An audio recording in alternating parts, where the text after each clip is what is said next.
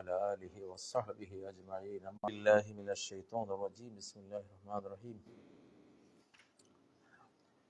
সম্মানিত দর্শক শ্রোতা ভাই বোনেরা, প্রিয় বাংলাদেশি বাংলা ভাষী বন্ধুরা, আশা করি আপনারা সকলে ভালো আছেন। আলহামদুলিল্লাহ, আমরাও ভালো আছি। আজকে একটি শিরোনাম দেখতে পাচ্ছেন, দ্রুত বেগে ধেয়ে আসছে ভয়াবহ লাল মৃত্যু এবং ভয়াবহ সাদা মৃত্যু। লাল মৃত্যু অর্থাৎ পারমাণবিক ধ্বংসযজ্ঞ এবং সাদা মৃত্যু অর্থাৎ পারমাণবিক যুদ্ধের রেডিয়েশন এবং জীবাণু যুদ্ধের দ্বারা সংঘটিত মহামারী। এতে হারিয়ে যাবে পৃথিবীর 2/3 মানুষ। বর্তমান বিশ্ব পরিস্থিতি সেদিকে যাচ্ছে খুব দ্রুত বেগে। সিরিয়ার বাশার আল আসাদ পালিয়েছে। 53 বছরের তাদের পারিবারিক ধ্বংসযজ্ঞ নির্যাতন ওই জাতির উপরে যা চালিয়েছিল, বাংলাদেশি স্টাইলেই বাশার আল আসাদ পালিয়েছে। বাংলাদেশ যেন এই ব্যাপারে অগ্রবর্তী মডেল, কিভাবে পালাতে হয় জালিম শাসকদের। তো বাংলাদেশের মডেলেই বাশার আল আসাদ পালিয়েছে, কিন্তু সামনে কি আছে সেটাই আজকে বলবো। কোরআনে কারিমের একটি বিস্ময়কর সূরা হলো সূরা বানী ইসরাইল। বানী ইসরাইল মানে ইসরাইলের সন্তানরা। ইসরাইল মানে ইয়াকুব আলাইহিস সালাম। ইসরাইল মানে আব্দুল্লাহ, হিব্রু ভাষায় আব্দুল্লাহ। তো আব্দুল্লাহ হযরত ইয়াকুব আলাইহিস সালামের উপাধি। বানী ইসরাইল মানে ইয়াকুব আলাইহিস সালামের সন্তানরা। বর্তমান যে রাষ্ট্রটি আমরা এই নামে চিনি, তারা এবং তাদের যেই ডিপ স্টেট এবং সারা পৃথিবীকে মূলত অভ্যন্তর থেকে তারা নিয়ন্ত্রণ করে। সারা বিশ্বব্যাপী পাপাচার, যত অন্যায় অনাচার, ফাসেকি ফাজেরি, জিনা, LGBT এবং নানান ধরনের যত রকমের পাপাচার অপরাধ আছে বিশ্বব্যাপী, এগুলো সব তারাই নেতৃত্ব দিচ্ছে। তো সূরা বানী ইসরাইলের মধ্যে 16 নম্বর আয়াত লক্ষ্য করুন, যেন তারা যেই যুগে পৃথিবীকে ক্যাপচার করবে, নিয়ন্ত্রণ করবে, জাতিসংঘ তাদের বিশ্ব স্বাস্থ্য, তারা যখন বিশ্বকে নিয়ন্ত্রণ করবে, পাপাচার দিয়ে গোটা পৃথিবীকে নাপাক করে দিবে, তখন কি হবে? সেই সূরারই তাদেরই কর্মযজ্ঞ এবং অপকর্মযজ্ঞ এবং তার ফলশ্রুতিতে যে ধ্বংসযজ্ঞ আসবে তার প্রতি ইঙ্গিত এই আয়াতের মধ্যে। 16 নম্বর আয়াত সূরা বানী ইসরাইল। ওয়াইজা আরাদনা আন নুহলিকা ক্বরিয়া, আমি যখন কোন জনপদকে ধ্বংস, মানে এমন ভাবে মরে গেছে যে তার ছেলে মেয়ে, মানে তার আর বংশ নেই, বংশ শেষ, নির্বংশ, হালাক হলো এই ধরনের ভয়াবহ ধ্বংস। ওয়াইজা আরাদনা আন নুহলিকা ক্বরিয়াতান আমারনা মুতরাফিহা, আমি যখন কোন রাষ্ট্রকে, কোন জনপদকে সম্পূর্ণ ধ্বংস করে দিতে চাই, তো আমি কি করি? আমারনা মুতরাফিহা, যারা মুতরাফ, ভোগী শ্রেণী আছে, ধনিক শ্রেণী আছে, ঐশ্বর্যের অধিকারী আছে। আজকে বিশ্বের 99% সম্পত্তি 13টা ফ্যামিলির হাতে রয়েছে। এই ফ্যামিলিগুলো ইহুদি এবং জায়নিস্ট, তারা আর তাদের অন্যান্য যারা আছে লক্ষ লক্ষ, গোটা বিশ্বের সব সম্পত্তি তাদের হাতে বলা চলে, অল্প কিছুই বাইরে আছে। এরা মুতরাফিন। তো এদেরকে আমি যখন আমার না মুতরাফিহা, আমি তাদেরকে কর্তৃত্ব দেই, ক্ষমতা দেই, বিশ্বব্যাপী ক্ষমতা এখন তাদের। ফাফাসাকু ফিহা, তারা ওই জনপদে এখন বিশ্বব্যাপী তারা ফাসেকি ফাজেরি যত রকমের অপরাধ অপকর্ম আছে সবকিছু তারা ছড়িয়ে দিয়েছে। আমরা জানি আজকে অপরাধের কি স্বর্গরাজ্য বানিয়েছে তারা এই পৃথিবীকে। তো ফাহাক্কা আলাইহাল কওলু ফাদাম্মারনাহা তাদমীরা, তখন সেই ফাসিকদের উপরে, ভোগী সম্প্রদায়ের উপরে আমার আমার ধ্বংসের নির্দেশ বাস্তবায়িত হয়ে যায়। ফাদাম্মারনাহা তাদমীরা, আমি এটাকে কমপ্লিট ডিস্ট্রাকশন মানে কমপ্লিট ধ্বংসযজ্ঞ আমি তাদের উপর চাপিয়ে দিই, একেবারে শেষ করে দিই। তো এটা কিন্তু সূরা বনী ইসরাঈলের আয়াত।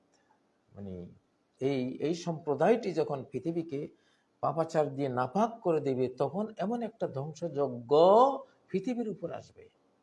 কারণ তাদের কারণে আজকে পৃথিবীতে শত শত কোটি মানুষ ফাসেক ফাজের, শত শত কোটি মানুষ মদ্যপ, নেশাগ্রস্ত, সুদখোর, জেনাকার, এলজিবিটি এবং খুনি, পরের সম্পদ হরণকারী, জালিম, মানে তাদেরই কারণে আজকে গোটা পৃথিবী এসব পাপাচারে ভরে গেছে। তো এই কারণেই ফাদাম্মারনাহা তাদমীরা, আল্লাহ বলছেন আমি একেবারে বিনাশী আযাব দিয়ে এই ধরনের চরিত্র যাদের তাদেরকে ধ্বংস করে দেব। সেটা দেখলেন এখানে এই সূরারই 58 নম্বর আয়াত আপনি দেখবেন যে তারা কি করেছে, পৃথিবীটাকে কি সর্বনাশের মুখোমুখি করে দিয়েছে এই পৃথিবীকে।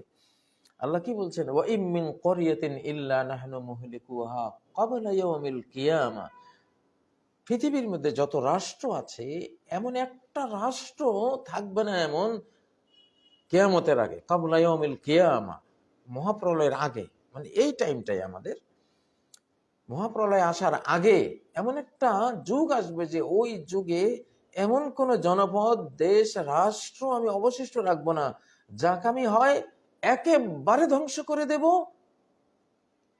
অথবা আও মুআযযিবুহা আযাবান শাদীদা, কঠিন শাস্তি ভোগ করাবো।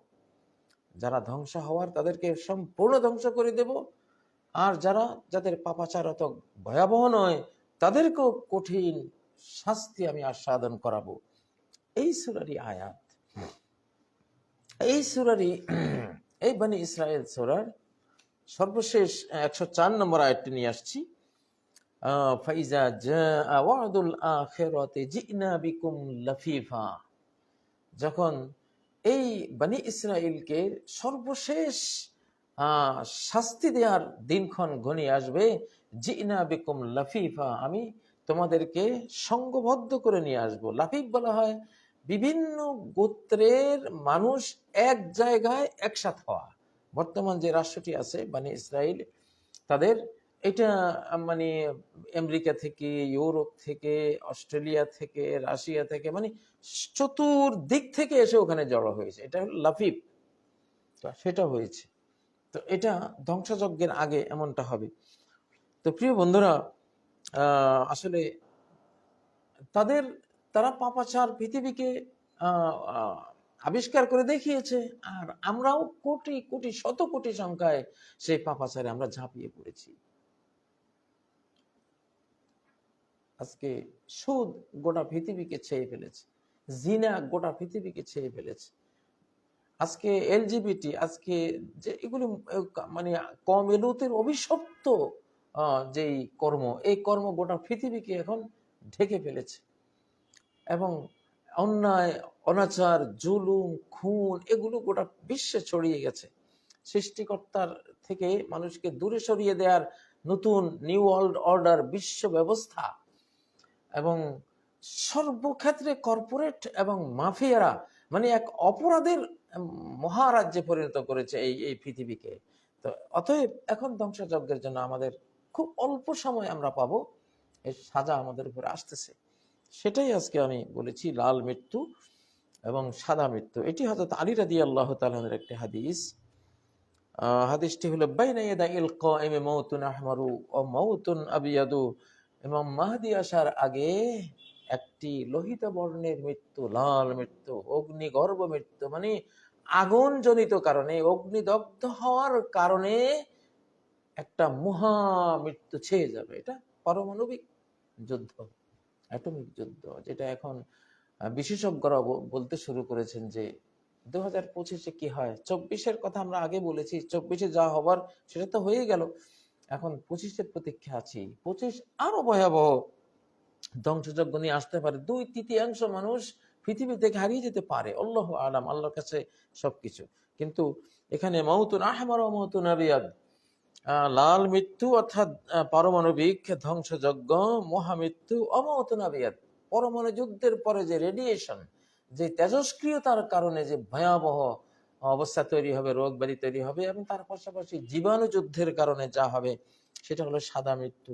ও জারাদুন ফি হিনিহি, পঙ্গপাল, তার যে সময় পঙ্গপাল বের হয় এই সময়ও, বা এই লাল আর সাদা মৃত্যুর সময় পঙ্গপাল বেরিয়ে আসবে। ও জারাদুন ফি গায়রি হিনিহি, এবং অন্য সময়ও পঙ্গপাল, মানে হাজার হাজার কোটি সংখ্যা বেরিয়ে আসবে।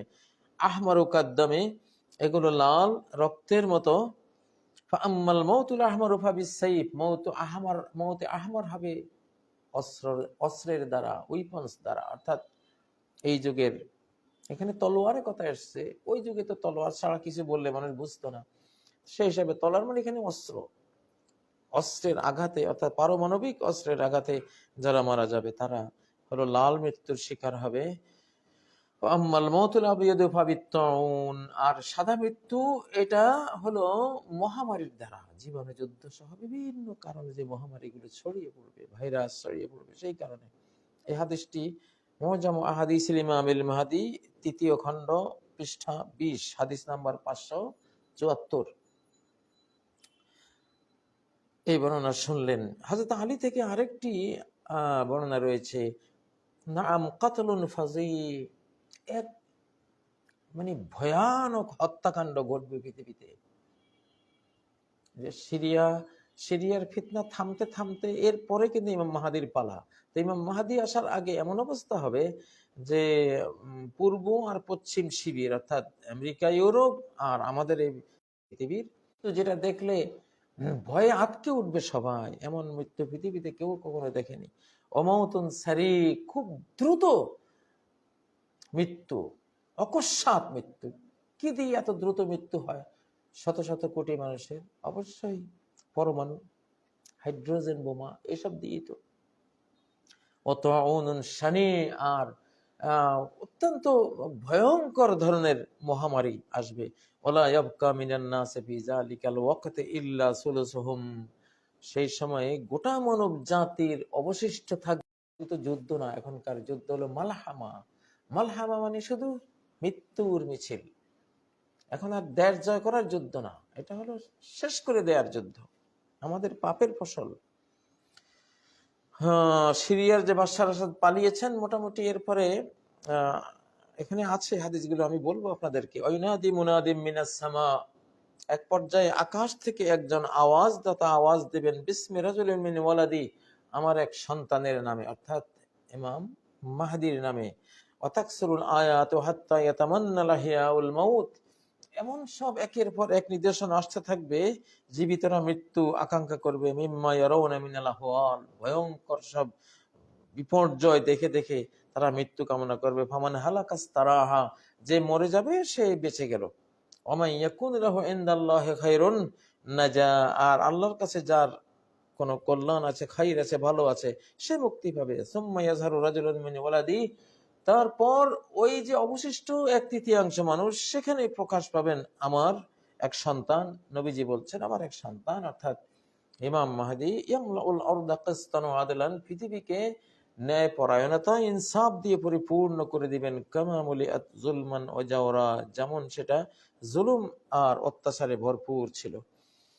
তো এই ধরনের পরিস্থিতি যেটা আসতেছে আমাদের সামনে, বাংলাদেশেও আসবে, কারণ এখানে ভারত পাকিস্তান পারমাণবিক দুটি শক্তি, এখানে অন্তত 100 পরমাণু বোমা ব্যবহার হয়ে যেতে পারে, আল্লাহু আলাম, হয়ে যেতে পারে। 100 কোটি মানুষ পৃথিবী এই অঞ্চল থেকে, ভারত উপমহাদেশ থেকে কবরে চলে, কবর কি, এটা তো পরমাণু বিস্ফোরণে ধুলিবালি হয়ে আকাশে উড়ে উড়ে যাবে, কোনো নাম নিশানাও থাকবে না। তো সেটা আসতেছে, সেটা সংগঠিত করাবার মতো যারা পৃথিবীর মানব জাতিকে মেরে ফেলতে চায়, তারা এগুলো সংগঠিত করাবার সব কলাকৌশল করে নিয়েছে অলরেডি। হ্যাঁ, বোকা মানুষ তো বুঝবেও না যে পরমাণুর যেই মানে বাটন তার হাতে রয়েছে, এটা যে কিভাবে কি কি হয়ে যাবে এটা তারা টেরও করতে পারবে না। জলে স্থলে সর্বত্রই তো এটা ছড়ানো আছে। এখন যে জাতি পরমাণুর আক্রমণে ধ্বংস হয়ে যাবে, তারা আরেকটা জাতিকে যখন দেখবে যে ওরা তো বেঁচে আছে, তাহলে আমাদের পরে তারা তো পৃথিবীকে শাসন করবে, তখন ওই হিংসায় ওই নিরীহ নিরপরাধ জাতিটাকেও মেরে দেবে ওরা। মরছি যখন তোরা আমার, তোরা থাকবে কেন, এই অবস্থাটা আসতেছে পৃথিবীতে।